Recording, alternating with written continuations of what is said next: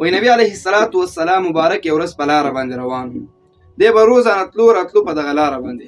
هلته د یو یهودۍ ښځې کور و. دغه یهودۍ ښځې به روزانه کار دا و چې په نبي علیه الصلاة والسلام باندې به یې د کور خځلې وراچولې. په روزمره به یې عمل دا و، یو اشداره وه، د هغې نه به یې په نبي علیه الصلاة والسلام مبارک باندې به یې خځلې وراچولې. خو محبوب عربي صلی الله علیه وسلم د اخلاقو نه قربان هغه مبارک ورته هېڅ هم نه ویل. بس د ښځې به روزمره عمل دا و، دا کار به یې کولو. خو نبی علیه الصلاة والسلام به په اخلاقو سره هغه خځلې لرې کړې او ځای به یې پاک کړو، خو جواب به یې نه ورکولو. روزمره به دا کار شروع. یو ورځ راغله چې نبی علیه الصلاة والسلام په لاره باندې تېرېږي، خو دغه بوډۍ ښځه د یهودۍ دا پرې خځلې نه اچوي. په دغه وخت کې نبی علیه الصلاة والسلام تېر شو، خو فکر ورسره پیدا شو چې دا ښځه ما باندې خځلې ولې وانه چولې. په بله ورځ په سبا باندې بیا روان دی، خو د یهودۍ ښځه په نبي علیه الصلاة والسلام باندې خځلې وانه چولې. په درېیمه ورځ بیا نبی علیه الصلاة والسلام مبارک روان دی، خو یهودۍ ښځې په نبی علیه الصلاة والسلام خځلې وانه چولې.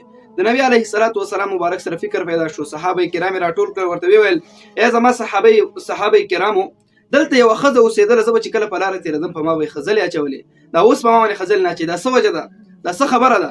صحابه کرامو کې ورته یو صحابي مبارک ورته وفرمیل ای د الله رسول، هغه ښځه خو چې دا هغه مریضه شوې ده، مریضه ده، په دې وجې تا باندې چې دی که نه خځلې نه اچوي. نبي علیه الصلاة والسلام مبارک ورته وفرمیل چې راځئ چې کار وکړو چې مریضه ده. لاړو شو او د پوښتنه یې وکړو د مریضۍ.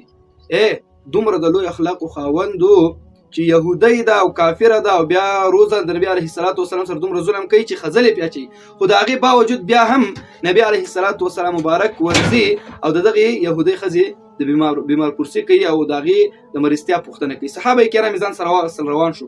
کله چې د هغې ښځې کور ته رسېږي نو پوښتنه کوي، دروازه ټکټکوي.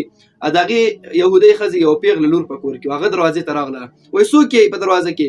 نبي علیه الصلاة والسلام مبارک ورته وفرمیل چې زه یم د الله رسول محمد صلی الله علیه وسلم، او زما سره خپل صحابه ملګري مې دي.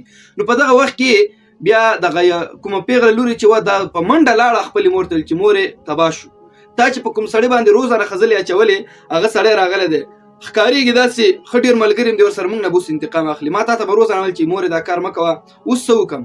نو هغه مور یې ورته ویل چې بچی داسې کار وکړه، ورشه دروازه ورته خلاصه کړه. هغه داسې انسان نه دی، هغه ما کتلی دی، روزانه ما په هغه باندې خځلې اچولې، خو ما ته جواب نه درکړی. زه ورشه بچی دروازه ورته خلاصه کړه. نبی علیه الصلاة والسلام ته دروازه خلاصه کړه، ورغې د خپلو صحابه کرامو سره ورغې، ورته ویل دغه لورې چې وه دا ډارېدله، په یو کونج کې ودرېدله او رپېدله او ژړلې. نبی علیه الصلاة والسلام د بوډۍ ښځې ته راغله، ورته ویل چې زه راغلی یم ستا بیمار پرسي وکړم، روزانه به په ما خځلې اچولې او اوس د درېیمه ورځ د په ما خځلې نه اچولې. ما سره فکر پیدا شو چې دا تا باندې څه چل نه یې شوی، څه خبره ده؟ زه راغلی یم ستا بیمار پرسي وکړم، موږ ته څه خدمت یې، موږ څه وکړو؟ نو دغه ښځه انتهایي زیاته متاثره شوله چې ما ورسره څومره ظلمونه کول. دا لور یې ویل چې موږ نه به اوس خپل انتقام اخلي یا به راباندې زور زیاتې کوي، خو هېڅ داسې خبره یې ونه کړه نبي علیه الصلاة والسلام، نه ګیلې نه د شکوې، خو صرف یوازې زما بیمار پرسي ته راغلی وایي چې زه راغلی یم چې تاسو خو به څه ضرورت نه وي، دا ګورئ دا همسایه کافر دی، کافر. بیا یې پوښتنه کوي یهودي او بیا ورسره سرچپه ظلمونه کوي. زموږ مسلمانان خپل رونه په جګن چنګاون کې راسره پراته وي، خبر ترې نه یو چې څوک غم دی پې، تکلیف دی پې، مریض دی، دا کیسې نشته. خو نبی علیه الصلاة والسلام د ګاونډي دومره د هغې د حق خیال ساتي چې که کافر هم وي ته به ورځي د هغه بیمار پرسي به کوي. اوس خو نه پردي او کافر دا خو پرېږده، خپل خپلوان خور به یو مثال رور به په وړه معمولي خبره به په کلونو کلونو یو بل سره نه غږېږي. دغه یهودۍ ښځه نبي علیه الصلاة والسلام د اخلاقو نه انتهایي زیاته متاثره شوله. ورته ویل چې ای د الله رسوله، تر ننه پورې زما په نظر کې تر ټولو مبغوض ترین، تر ټولو بد مې چې په انسانانو کې راتله هغه ته وي، تر ننه پورې. خو چې نن رالې زما بیمار پرسي دې وکړله او دا دومره ښایسته او مزېدار اخلاق دې استعمال کړل، اوس په ټولو انسانانو کې ته ما ته تر ټولو محبوب ترین انسان یې، ما ته ډېر ګران یې.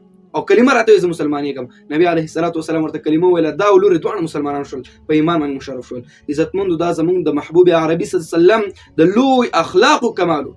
موږ او تاسو باید د خپل ګاونډي سره، خپل بچو سره، خپل کشرانو سره، خپل مشرانو سره، همسایګانو سره دغسې د نبي علیه الصلاة والسلام اخلاق